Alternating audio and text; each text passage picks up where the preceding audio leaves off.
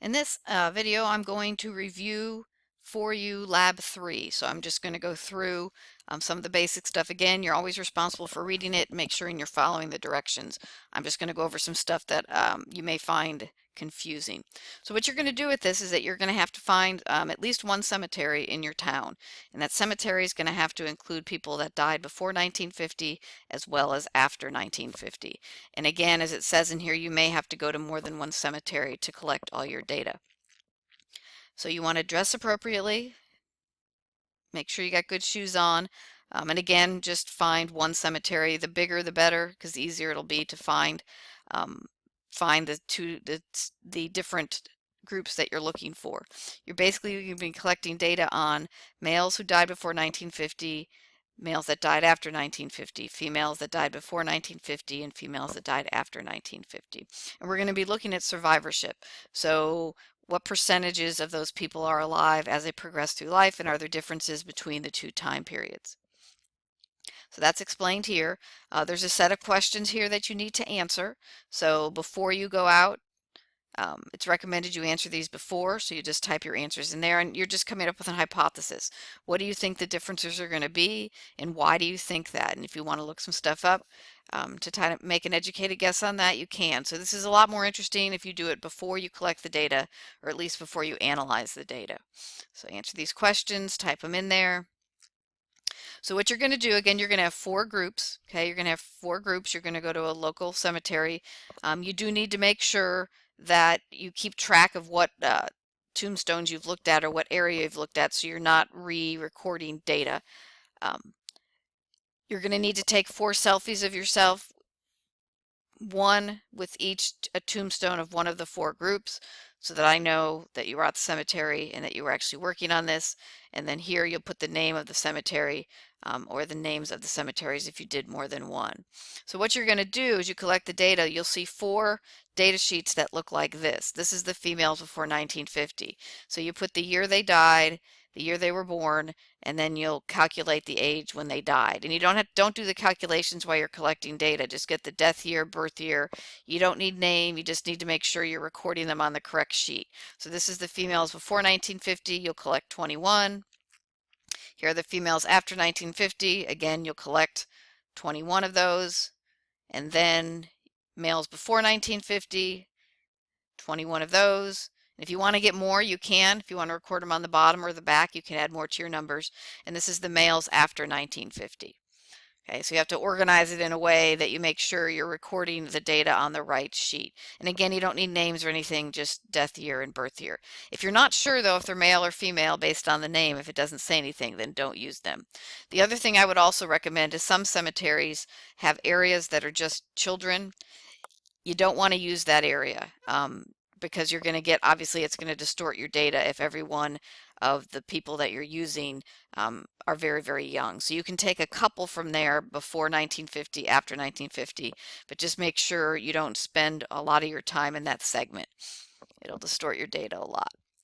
Okay, and then there's also questions, and these questions are designed to help you think about why you're going to get the results you did.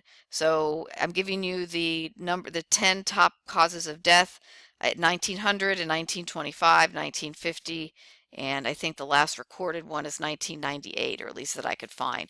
And then it's going to ask you some questions. And again, these questions are designed to make you think about these top 10 and are going to help you analyze your data.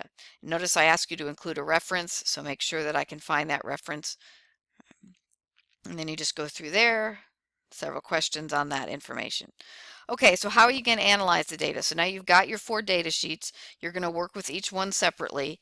I'm going to go through this. The directions are here for you, but I am going to give you some examples of how to do this. So it shows everything here. It gives you the instructions so you can read that. You are going to have to graph these, so you'll have to get graph paper like we've talked about before, either from the lab information site or if you can make them on the computer. These might be a little more difficult because they're more curves than they are lines, and I'll show you that a little bit later. Okay, so what you're going to do is you're going to have calculated the age. So let's just say we're going to do, it doesn't matter which one, let's say males before 1950. You're going to calculate the age at which all those 21 people 21 males who died before 1950, you're going to calculate their age. Okay. And then what you're going to look at, you always have 21 people. So this column B is the number who are alive at the beginning of the age interval. So the number that were alive at 0, these people were born, so your number is going to be 21. And actually, let me do this to go through it with you. Okay, so in column B, for all of them, how many were alive at 0? There's going to be 21, because that's the number you're going to have for each group. Now, if you did more than the 21, then you just change that number. Okay, and then, and I'll come back to column A, then you're going to do a survivorship calculation. And basically, you're just going to take column C is going to equal column B over the total. So basically, for the first one it's 21 over 21. Okay, 21 over 21 is going to be, at this point, 100%, and you can change it to percentages. 100% we're going to be alive. Okay, that's going to be the same for all of them. Now, column A, you go back to your sheet, your results page, where you wrote all your data down. How many died between the ages of 0 and 9? So let's say 2 died. Okay, 2 died between the ages of 0 and 9. Then what you do is, so that's your first column. Okay, what you do then is, what that means is 2 died between 0 and 9. So how many were alive at the age of 10 out of the 21? 19 were. Okay, so 19 of those 21 were alive. Okay, and then your survivorship is column B over column C.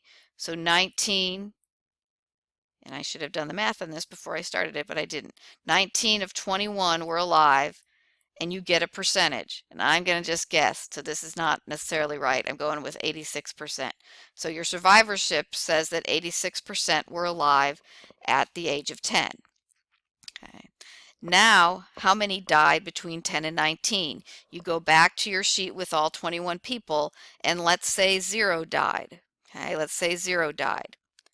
Then what you do is, what number of people were alive at the beginning of this age interval? So how many were alive at the age of 20?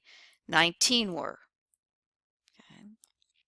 And then again, your calculation would be column B over your total. So again, it'd be 19 over 21. And again, remember, my 86% may be wrong. I didn't do the math before I started the video. I'm bad. Okay. And then how many died between 20 and 29? Let's say 3 did. Okay. So how many were alive at the age of 30? 19 minus 3 is 16 were alive. Okay. And then, so here you have 16, your survivorship is 16 out of 21. And your percentage, I'm not even going to guess on that, maybe 71, 72%. And again, if I did the math wrong, I did it wrong. And you go all the way down. Okay, you go all the way down. Oops, let me just click out of that.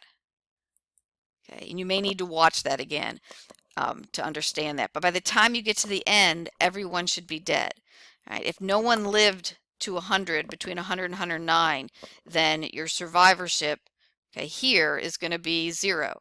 So let's say, how many are alive at the beginning of this time? 0. It's 0 out of 21, 0%. Okay, so you should start with 100% on the top, and then a 0% on the bottom. And then your numbers will be percentages on the way between these different ages here. Okay, between these different ages. Remember, it's a percent. So when you do it in your calculator, when you go 19 over 21, it's going to be 0.8 something. You move the decimal over 2, and it's a percentage. Okay, it is a percentage. Okay, so what you're going to do is you're going to do that for all 4 groups. Okay, so males before 1950, males after 1950, then you come down. You can do it in any order just so you know which one you're doing up here. Okay.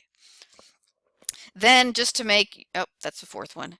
Then to make it easier, you're going to transfer your data here. What are your percentages? So what is your survivorship percentages for females who died before 1950? Notice I filled these in at 100% because at 0, 100% of your population was alive.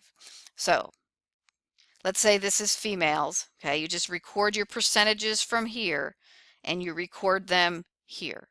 So females For all your 4 sheets, you put your percentages in here.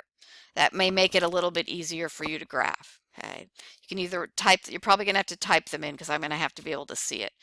All right, then what you're going to do is you're going to get a piece of graph paper, either taken from the printout that I gave you or lab information, or if you can do this online on Windows, it may be a little bit difficult because these are not technically, they are line graphs, but they're more of curves, and I'm going to show you an example. So I'm going to scroll down and I'll come back up to this in a second. Okay. So here's a survivorship graph or curve for humans compared to songbirds compared to frogs. Okay, so what I want you to notice is that it's a curved line. So your lines may go down like this. Okay, so you're going to have the ages here and you're going to have the percentage that survived. So you're going to have your 0 to 9, 10 to 19 down here, and then you're going to plot. Notice they all start at 100%. At 0, they're all alive. The percentage is going to be here. All right, then you're going to plot your points, and notice they all end at 0. By the time you get to the end of time when everyone's dead, it's going to be 0. Okay, and this is just looking at, and I'll have you look at this and analyze it a little bit, at what the survivorship curves of different organisms are. We're going to be looking at humans specifically at different time periods, okay, at different time periods. So again, with your graph, you can do it by hand and then take a picture of it or scan it, and then you're going to put it into this document. Okay, so let me go back up. Okay. All right, so what you're going to have to give me, and actually let me do this a little different. Let me go up and just go back to the beginning just for a second, just to show you what you're going to have to submit. So when you type your answers onto here, okay, you'll have to save this document, type your answers in here. Okay, so that'll be part of what you have to do. When you start filling out these sheets, you may want to print out one copy and write them in and then come back here and type them in.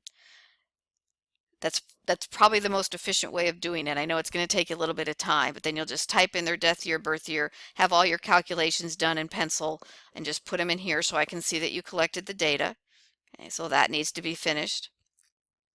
And then I'm going to need to see all 4 of these, and then your questions to this, okay, which we've already talked about. That'll need to be included, so type those in. Okay. Then you're going to need to show me your work for all 4 groups. Okay. So you'll have your numbers typed in there. Again, you may want to do them on a side piece of paper and then record them here. Okay. Just move your percentages there. You'll do your graph and then you'll insert your graph in here. Again, either as a JPEG or as part of a Word document, that's fine.